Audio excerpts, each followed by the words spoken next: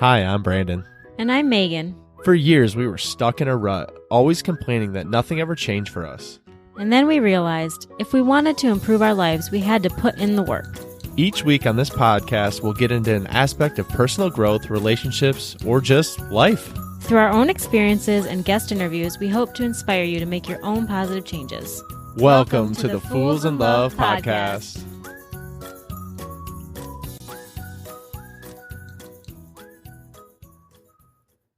Hey, what's up, y'all? Welcome back to another episode. I'm coming back to you at about 5 a.m. at my house today, but I got something that just came heavy on my heart and I wanted to share it. So to be honest, a lot of times we talk about episodes, we talk about things we'd love to talk to y'all about, things that we think could help, things that we think could serve you, and it just gets kind of caught in the weeds, and then we're like, well, maybe we've already talked about that before, or maybe we've already phrased it in that way before. And we want to constantly give you guys new and fresh ideas, new and fresh things to try for your life. But as I was reflecting this morning, I went on a run at 4 a.m. And as I was in the shower, the shower of all places, I was thinking about why is it that we can't seem to accomplish our dreams? Now, when you think about your own life, there's so many things in your life, I'm sure, because I think about mine, that there's things I want to do. And yet, as much as I want to do them, somehow I don't actually get there. No matter how much effort I put in, it seems like I just keep coming back to the same place, keep coming back and looking at my life and saying, I still would like to accomplish these things. And ultimately, we're just watering down our dreams. And so I really sat with that and reflected on, why are we doing this? Why are we pulling our dreams from the clouds and pulling them back down to earth? Why are we being more realistic? Because when people start talking about the things they'd like to do, many times the world, other people in our lives that we love, maybe even ourselves, will pull ourselves back down and say, whoa, you need to be more realistic. You need to be realistic about your goals. You need to be realistic on what you can accomplish.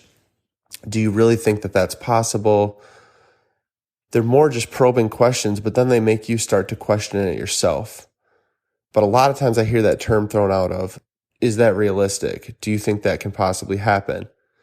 Or even worse, they'll go into the facts of how little or likely that will happen. Well, there's a 1 in 1,000 chance, a 1 in a million chance that that's going to happen for your life. So maybe you should be more realistic with your dreams. Maybe you should be more realistic with what you want to do. And what you might not realize in that moment and what other people might not realize is they're then limiting you forever. Because if you carry that with you, you will allow that to limit you forever. And as I was thinking about that, I'm like, so you want me to be realistic about my dreams? But what would happen if everyone was realistic about their dreams? What happens if everyone watered down and made it more practical to get to where they want to be? No one would be living into their full potential in that world. I think about kids, like if you ask a kid what they want to do with their life, you never hear a kid say, well, I'd really like to be this, or I'd really like to be that. But that's not really practical. It's probably not that realistic. So maybe I'll just be an accountant. Sorry, accountants, if there's kids out there that want to be an accountant, more power to you. But why do we constantly think we want to be realistic? I mean, for my daughter, we've mentioned before, she wants to be the tooth fairy when she grows up. And when you ask her what she wants to do, she lights up in explaining that. She doesn't go into the practical steps of why that can't possibly happen. And ultimately, it all comes down to limiting self-talk. We are limiting what we think we can do. We're limiting our own potential, not based on facts, but based on what we think the world might give us back or what we think could possibly happen. We don't actually base it on what we are capable of, because we're capable of so much, y'all. And I'm guilty of this too. I know I'm coming at you raw and real today, but I want you to know, these are the things I struggle with too, because I ultimately want to get to that mountaintop, but I'm constantly tripping and stumbling, and it's always me, y'all. It's always me. And it's my limiting beliefs.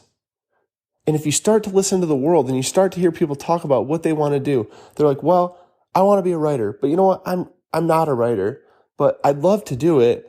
And I understand that I'm not as good as some of these best-selling authors out there, but I really would like to do it. And that would be really fun. Of course, it can't really be a job, so maybe I won't do that. And maybe I just will, stop talking about it and do something else. And that's what we do. We say, we preface it by saying, I know I'm not a writer. I know I'm not a runner. I know I'm not this. I know I'm not that. And we start out on the wrong foot because we're already phrasing it in a way that we know we're not that thing. But I would ask you this question: what makes you that? If you wanted to be a writer, if you wanted to be an author, what makes you an author? What makes you a writer? Look up the definition of what that is. It's probably a person that writes. An author is a person that writes articles, a person that writes books, a person that just likes to write. It doesn't have to be a career. It doesn't have to be what the world puts on it. If your dream is to write, then write, y'all. Pick up a journal and write. Start typing. Start a blog. There's so many different avenues, but when we look at it and we say, we know we're not that. We're already watering down our dreams to the point where we're saying, we might want to do that, but that's not practical, so then, therefore, I can't. We focus on the world's standard for what our dreams mean, when our dreams are inside, y'all. They're what we make of them, not what the world tells us they can be. And it comes right back to just the main reason I see too is people just want to get acceptance from others. We all want to be liked. We all want to be loved. We all want to be respected. And we all look for validation in other people or validation in this invisible world of what people might say. And we limit ourselves because we don't want to share fully what we'd like to do because of fear of what someone else might say about it. And that's tough, I know. But if you're being honest with yourself, I also know that's true. Because I catch myself a lot not really sharing what I'd like to do, mostly because I get that limiting self-talk and I think, that's stupid or that's not something that you could really do. But then also the world will say, this person or that person's done all of this stuff, so clearly they're more qualified to take on this message, share this thought, do this thing, way more qualified than you, and so you can't possibly do it. And we all have people in our lives. Maybe it's a boss, maybe it's a spouse, maybe it's a friend, maybe it's just our family in general. But they don't encourage what we're leaning into. And so because they don't encourage what we're leaning into, we take that as the fact that maybe we shouldn't do that at all. That is a sign somehow in life that we shouldn't be doing that. But then we're ignoring ourselves in that. We're ignoring that fire burning down inside us because we're so concerned about what other people might think that we can't possibly reach out and do it ourselves. But then in the same token, we as a culture, we're so into this fact of going out and doing everything ourselves. We don't need anyone's help. We don't need anyone. We can go out and do it. We're fully capable. And that might very well be true. Then why doesn't that then go over to this whole thing of your dreams? Why then do you need validations from someone else there, but in something else smaller or minuscule, you're perfectly fine with saying, no, I can handle that myself? Here's some practical things, y'all. And I've really been thinking about this, but you need to start speaking your truth. You need to speak it maybe to yourself at first. Maybe you'll stand in the mirror and talk to yourself today. Maybe you'll pull out a journal and write it down. But somehow you need to reflect on what you actually want. And you need to start there. And I know all the other voices in your head are going to fight it immediately. And you got to block all that out right now. I just want you to speak your truth. And I want you to either write it down or speak it out loud, but I want you to have it and I want you to think about it and I want you to sit with it. And I want you to block out all outside factors, as difficult as that is, which is why I don't want you to share it with anyone else right now. I just want you to think about it. And I want you to think what your life would be if you accomplished those things. What your life would be if, I did start writing. What your life would be if you stopped thinking about what other people would think or what the world might say and instead leaned into it and just went out there and did it. Y'all, I want you to set crazy goals for your life.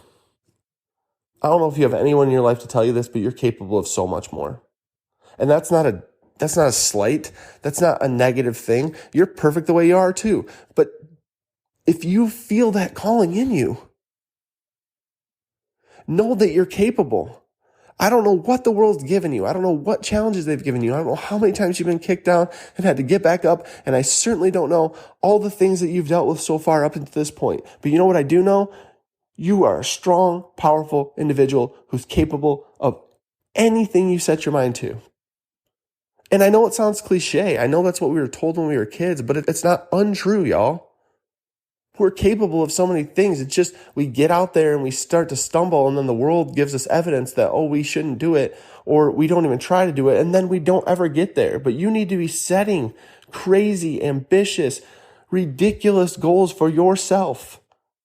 Because the bigger, more ridiculous goals you'll reach for, the bigger, more ridiculous things you'll attain. Because I promise you, y'all, the things I'm doing in my life right now, I never thought I'd possibly be doing. I never thought I'd be on this podcast talking about my life. I never thought I'd be vulnerable enough. I never thought I'd be open enough. Like, I didn't get to this place overnight. I had to lean into this. I had to get open to talking about this. I had to be willing to share it with you and with everyone else. But you know what? I did it because I know it goes more beyond just me. And I know, like, when I do it, it does grow me, but it also can help you. But by setting those crazy ambitious goals, you are allowing other people to be affected too, not just you, because everyone else around you will change. They'll be affected because you hold space in this world. You might say, well, there's 7 billion people in the world, Brandon, but you hold space. You hold individual space. You have an environment around you and people around you that you affect, that you can mold, that you can shape, that you can help, that you can show, that you can be a person to look up to for them. And it doesn't just have to be a kid. It doesn't just have to be a spouse. It could just be the people you interact with out into the world. There is so much hate. There is so much negativity in the world. You could be a light.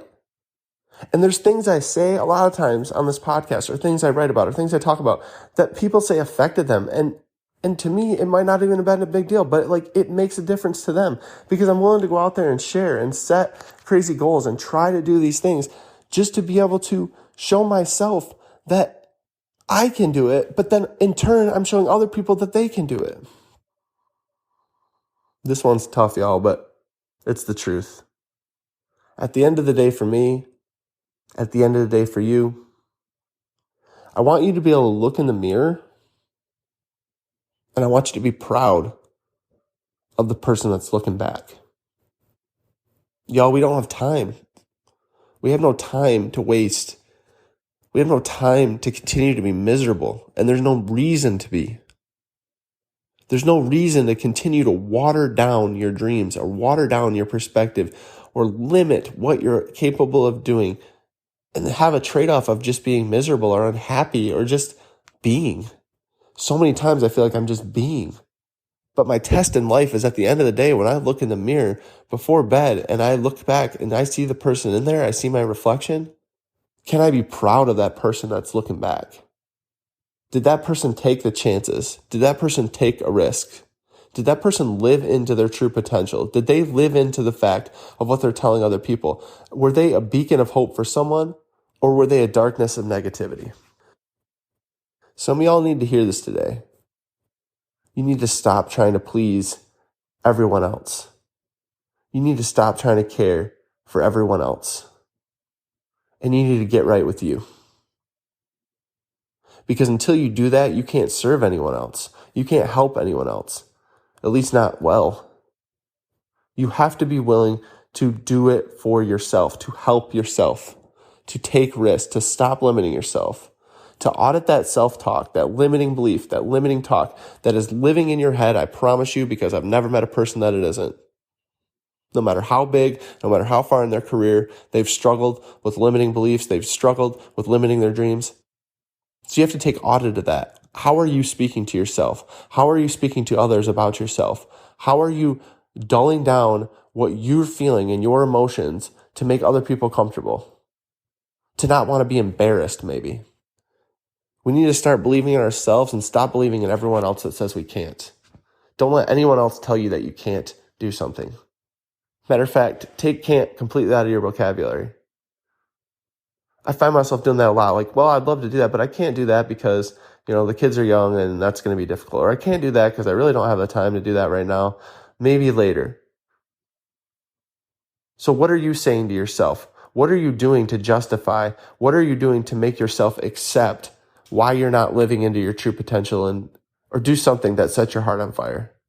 Do something that leads you into a place where you can be happy, where you can be bolder, where you stand on your own 2 feet with your feet planted on the ground, with your chest puffed out, with your eyes to the sky, feeling great about you and your life and what you're able to accomplish. How do you get there? How do you do it? You got to start. You got to just do it. And like I said before, when you step out to do it, you're going to step into things. You're going to find people that say something. You're going to find really ugly people saying negative thoughts. You're going to say negative thoughts to yourself. You're going to get obstacles. You're going to trip up because it's not what you're used to. It's not what you've ever wanted to do. It's not what you've ever wanted to be. Like, you keep falling into the traps. So when you try to change that, you're going to meet resistance. You're going to meet friction, but push through that friction and do it anyway, y'all, because that's how you get to where you want to be. That's how you get to your dreams. That's how you get to the place. That's how you get to the place where you stop limiting what you're doing and your capabilities and everything, because you can do it, y'all. You have that power inside of you. You just have to make that choice today. Y'all, I don't do this a lot, but if you know someone who this episode might affect, who this might help, please just share it with them. If this episode touched you, please tag us on social media at The Fools in Love. We love y'all, and we'll see y'all next week. Hey B, what did you think of that episode? I think it was pretty dang good. Well, what should someone do if they enjoyed these last 30 minutes? They should probably head over and leave us a review so we can reach more people. They definitely should. Guys, if you like the Fools in Love podcast, please go follow us over on Instagram at Fools in Love Podcast. We'd love to connect with you and learn more about what you'd like to hear.